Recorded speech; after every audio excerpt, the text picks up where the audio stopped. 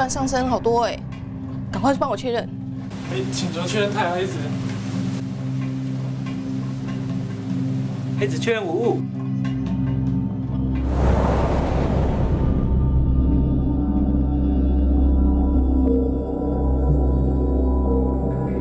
刚刚我们发现有大量日冕物质抛射，快要抵达地球喽，赶快通知电力通讯各单位注意。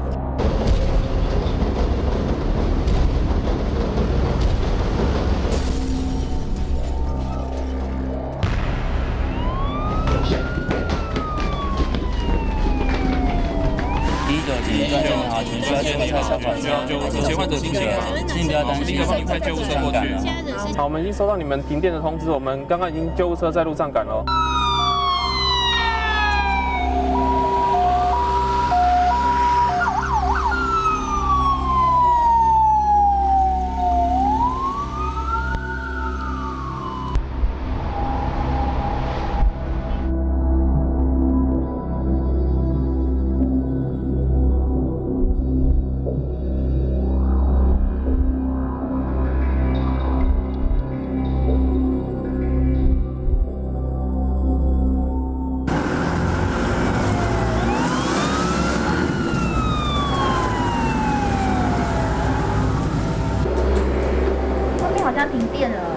停电了，那罗小姐，我们下次帮你做治疗，先把你脸部先清除一下。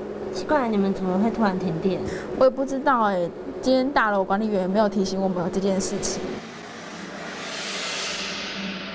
突如其来的大停电让人措手不及，黑暗一区一区吞噬整座城市，也吞没了川流在马路上的下班车潮。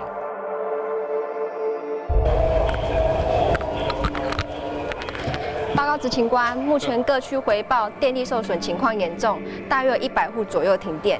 请立即通知辖区分队再进查看，并通知区公所跟台电。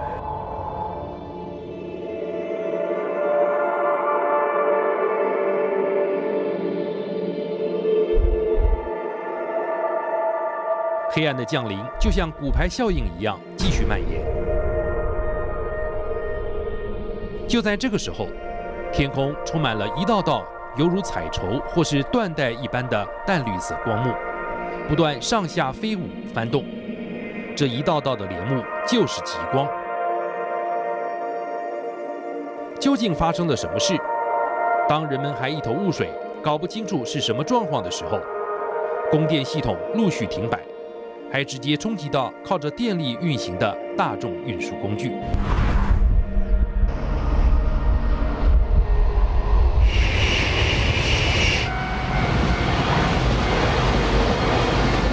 不止地面交通遭到波及，平常靠着卫星通讯导航系统运行的飞机，尤其是在高纬度的航行区，这时候磁场干扰，通讯中断。就在太阳风抵达地球的那一刻，飞安亮红灯。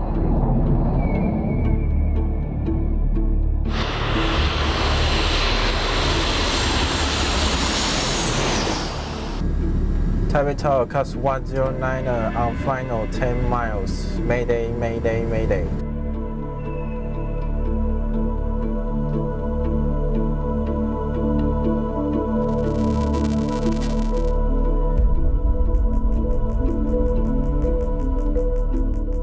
Clear terrain, runway 05 left, squad 7700.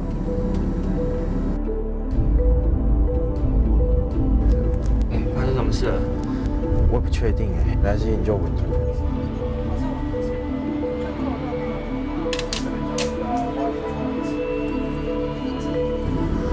Taipei Tower, Cast 109er, Mayday call on final 8 miles.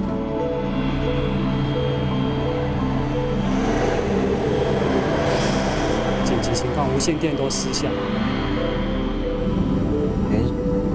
无线电都中断了。 Taipei Tower, Cast 109er, Mayday call 还是没回应，那就落地吧。当时都联络不到，塔台对着飞行员的角度打红灯。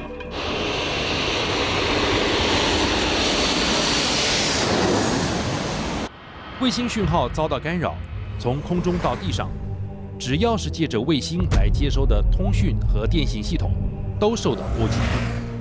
哎，奇怪，那个小梁那边怎么没画面了？刚刚还有，现在怎么没有了？赶快去 NOC 看一下 MADV 有没有正常。对，那个对。我过去看一下好了，快。卫星信号异常响，我去看一下盘子部分好了。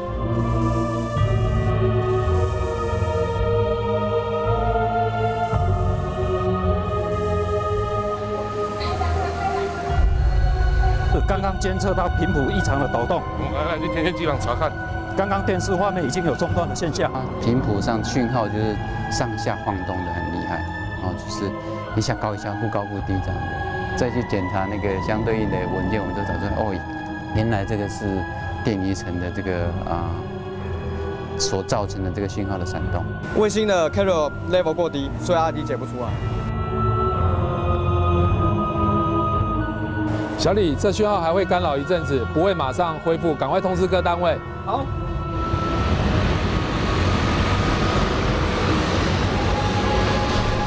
卫星信号它承载着这个电视的那个卫星频道，那我相信在家里的那个有线电系统台收到的卫星频道都会受到这个影响。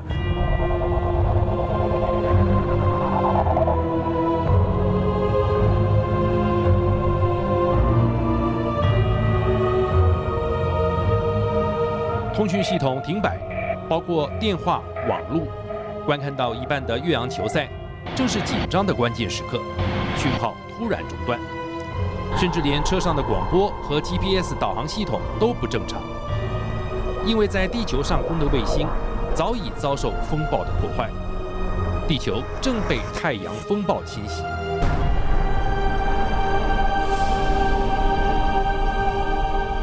有人曾经把那卫星拿下来看，很有趣的，上面卫星的那个架子和外壳，上面就像月球表面一样被打得乱七八糟。研究了将近20年，这位专精于太空气候和监控电离层物理浓度的专家刘正彦教授提出警告：太阳风会不断的去敲地球磁场，那就两边就互相干在那个地方。等到这个粒子它这个浓度加大或速度加快的时候，这个盾牌就被挤进去 ，X 光加强以后呢，地球的大气就被离化，因为电波过来的时候，它的那电波的电场被电离层里面的这个电子呢，等于是吸掉了，就是它的能量被它拿走了，所以电波下不来。你能够想象这个通讯遭到严重干扰，所有电器失灵又没电可用的世界吗？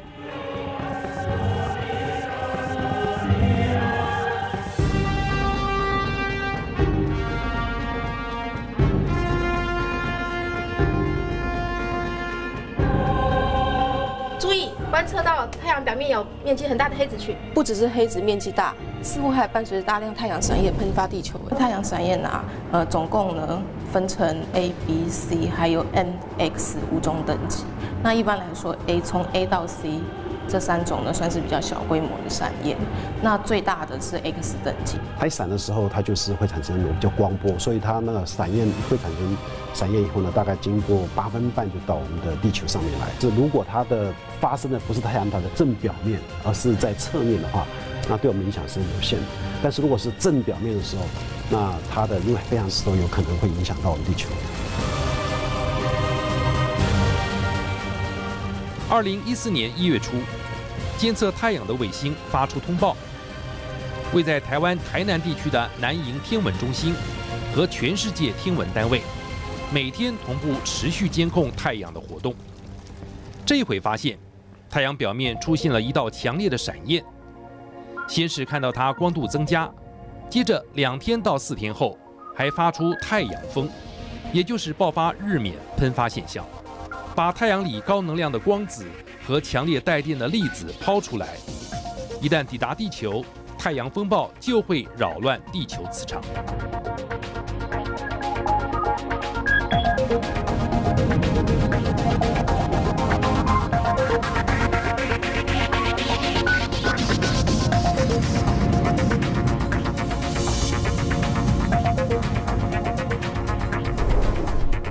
翻开历史记录，1989年3月发生太阳风暴，影响加拿大魁北克地区，造成电力系统巨大损坏，将近600万居民停电长达9个小时，光是电力损失就达到2000万千瓦，直接经济损失约5亿美元。而自从有记录以来，最早也是最大的太阳风暴，则是发生在1859年的9月。据说当时欧洲和北美洲的电报系统失效，连电报纸摆在桌上，没人点火也自发性着火。历史记录叫做卡林顿事件。太阳风加速，然后就打地球，然后打地球那2天以后，就是等于太阳闪焰2天以后，它从高纬度就顺着那个地球磁力线就下到高纬度。那高纬度的电场就等于是跟天上接一条线，它整个灌进它电场里，那电场就哗烧掉。我们台湾的地方是处在一个叫做赤道异常区，电离层赤道异常区，在电离层电子功率是最高的。那这个东西对太阳这个风暴来的时候，它的变化也是非常复杂、非常混乱的地方。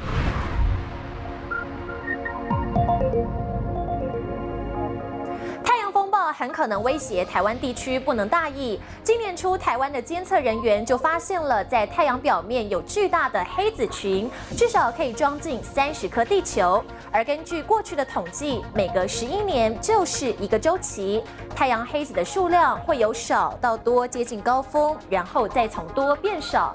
算一算时间，2013年应该是太阳黑子周期的高峰，也是太阳活动的极大期。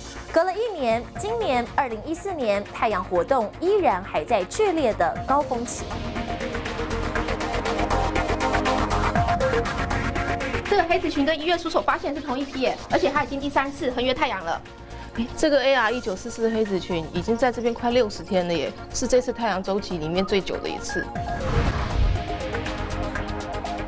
太阳黑子针对我们的时候，你的那些精密的量测就不要在那个时候随便去使用。那因为那时候其实在定位导航的品质都是比较差的。事先如果把仪器比较脆弱的部分能够做一些关掉，不要让它的太过的负荷载，这是人造卫星的部分要处理。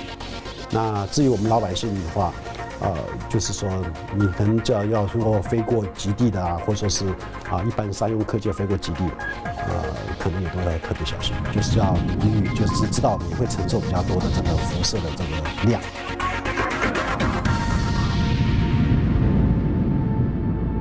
黑子多代表太阳活动剧烈，可能伴随着强度越大的闪焰，引发太阳风暴。根据过去历史资料统计，地球上的气候变迁、疾病的流行和太阳黑子数量似乎有某种关联。